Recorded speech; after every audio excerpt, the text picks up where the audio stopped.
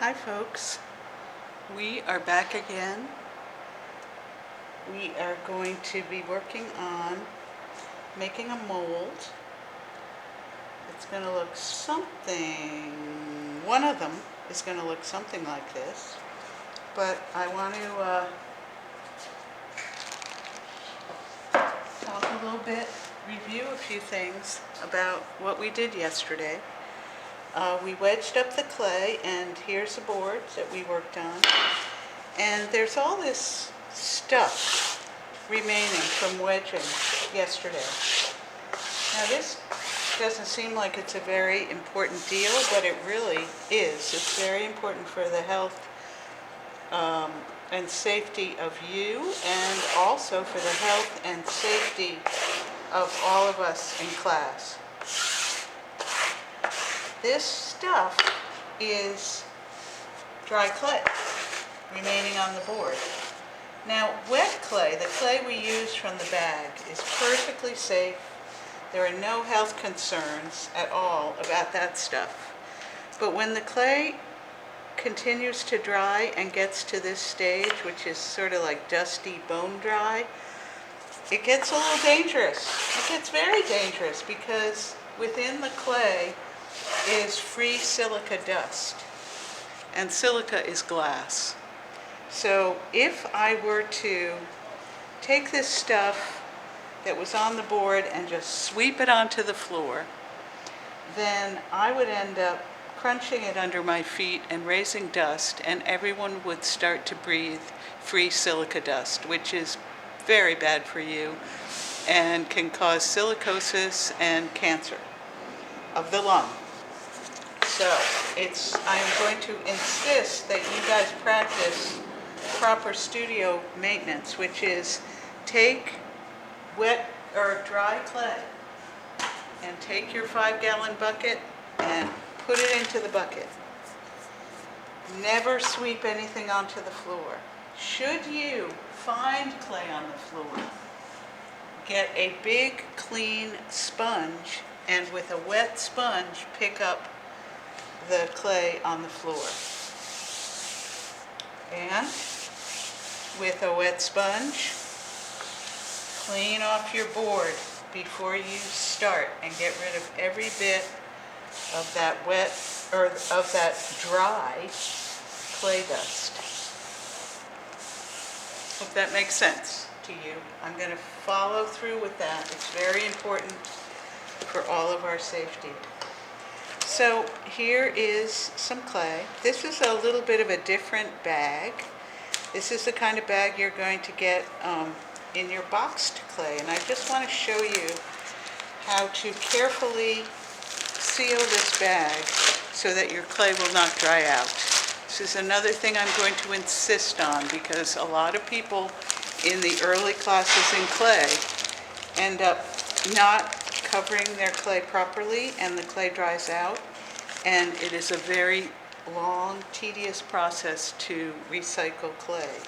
You have to let it dry all the way down to bone dry. You have to take a mallet and break it into small pieces. You have to add water, rehydrate it, and then put it through a clay mixer. It takes a long time. I don't mind doing it, but if I don't have to do it, I'm a happy camper. So did you see what I did? I took the bag, clay inside, spun the bag, twisted it tight, folded it on itself, and then put the elastic band on. I am going to insist that every student do this too, just to keep our labor down, because goodness knows there is a lot of labor in clay, and we want to reduce the labor that is not necessarily creative and increase the labor that is creative. So here's the clay we wedged. It's beautiful. My board is clean.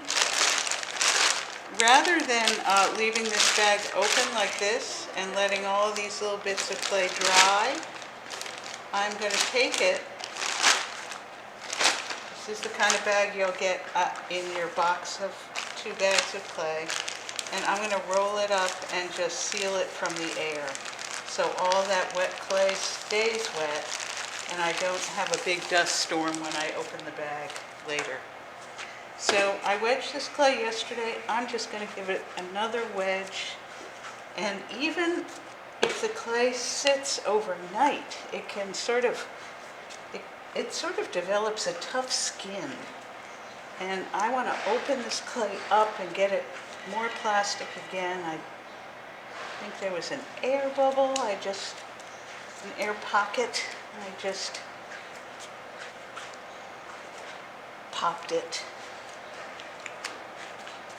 And I'm taking those edges and compressing them in toward the center. The clay wants to spread out. That's what clay does.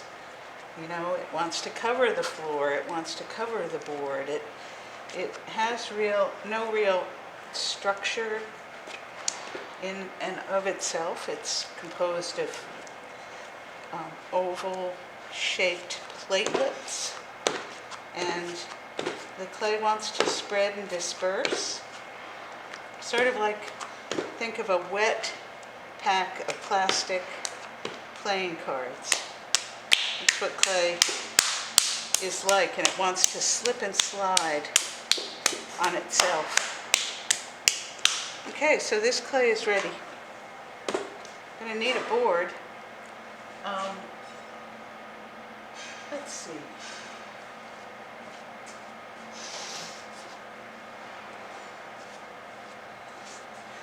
So I couldn't help myself. I had to go ahead and make a mold. Here is a mold. I need my cutting wire. I'm going to release this piece from the mold after I clean my cutting wire over a bucket, so as not to spread dust around. Oh, that's loose. Okay. I'm going to make two kinds of molds today. This kind of mold is called a hump mold. It is a form that I will go ahead later and roll out a slab and drape it over this form. But here I can also make a press mold where I can go to the bottom of this mold and carve out any shape I want. I could carve out a very slim lozenge kind of a shape, or I could follow the edge of this mold. You can really carve out any kind of a form that you want, and you will end up with a form and a counter form. The counter concave form and the convex form.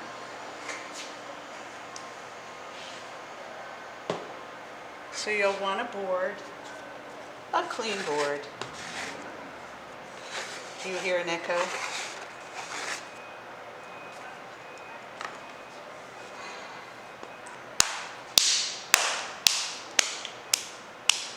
I just want to start coaxing this clay into a shape. So in this first project, we are working with the sources that you folks have identified that is of interest to you. And we are thinking about how can we produce objects in multiples based on some of the ideas in your source project. So this is a great way to go. It doesn't require a lot of high-tech materials. It doesn't require really using anything but clay on clay.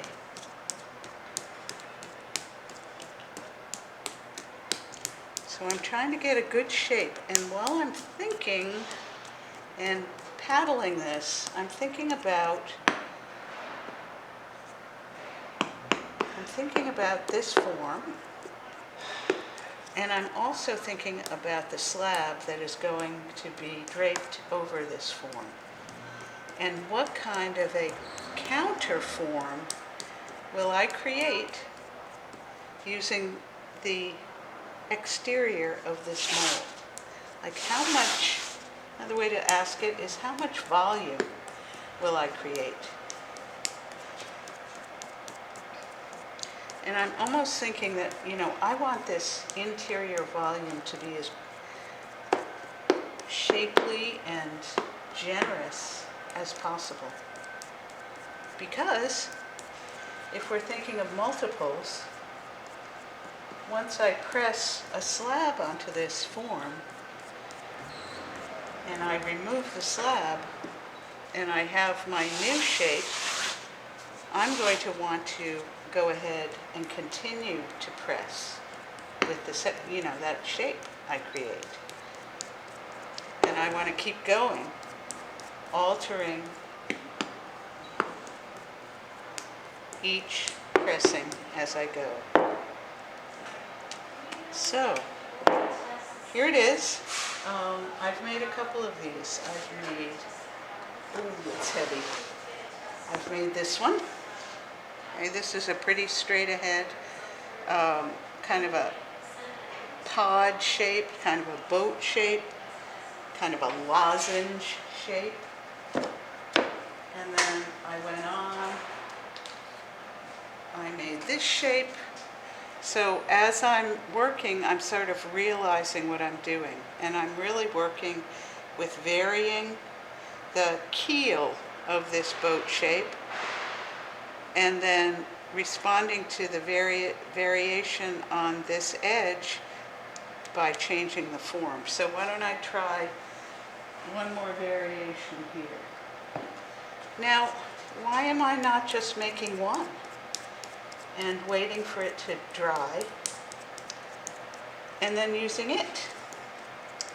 Well, I'm not just making one because I am a ceramic artist and I acknowledge what clay can do for me and what clay requires of me to make what I want to make.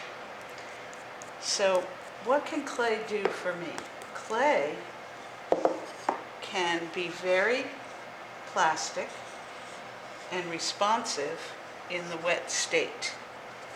And that's the state I'm using right now. So I can really go in there, I can paddle it, I could add to it. Whatever I take away, I could add to it. Make some ribs.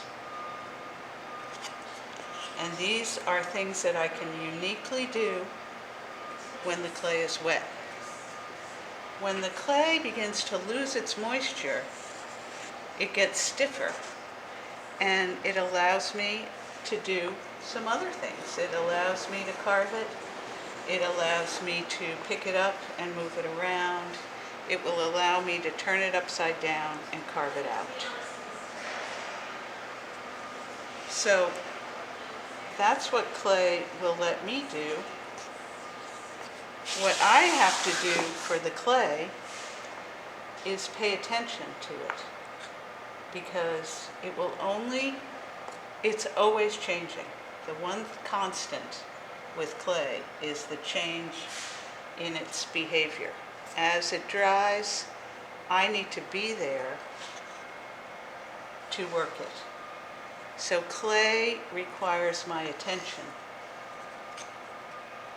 So what I would suggest to you folks is that you get used to this routine where you need to get to understand how the clay dries in this particular studio, in this room. And then you'll know that if you make something like this, so sorry folks, the camera cut out before I finished my last thought here, which is you need to know how the clay dries in this room, in this studio. So you'll know if you make something like this, you'll need to know when to come back to do more to move the project forward. So that is knowing how this clay is going to dry. Over the years, I've heard many students say, oh, I didn't get to it, it dried before I could finish it. And we really want to be much more brisk and aware than that. We want to pay attention to this material and respond to it when it is ready for us. Okay, so that's all for now. I'm going to play with this a little more, of course, and come back a little later and carve out the underside. Bye.